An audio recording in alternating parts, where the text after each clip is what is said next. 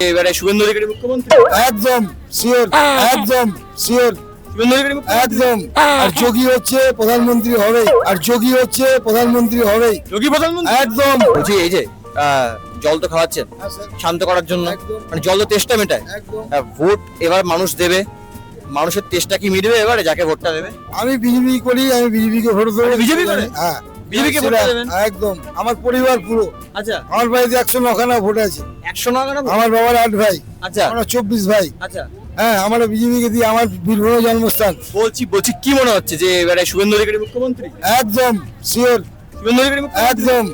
আর যোগী হচ্ছে প্রধানমন্ত্রী হবেই, যোগী প্রধানমন্ত্রী। একদম। নরেন্দ্র মোদী কোথায় গেল? কুম্ভে ওর পরিবর্তন হবে আর কি। নরেন্দ্র মোদীকে সরিয়ে একদম না, সব উনি থাকবে, থাকবেন। উনি থাকবে। পাশে রাখবেন। কেন কুম্ভে আমরা গেছি, যা করেছে পরিষেবা দিয়েছে, হ্যাঁ। আমাদের পশ্চিমবাংলায় কেউ দিতে পারবে না। উনি পাশে থাকবেন। একদম, আর যোগী প্রধানমন্ত্রী। একদম। আমি ওনার দুজনকে পেলে আমি চরণ ধরে জল খেতাম। আপনি স্বরাষ্ট্রমন্ত্রী। একদম, আপনি স্বরাষ্ট্রমন্ত্রী। একদম। আমি কোনো মন্ত্রী না, আমি হকার।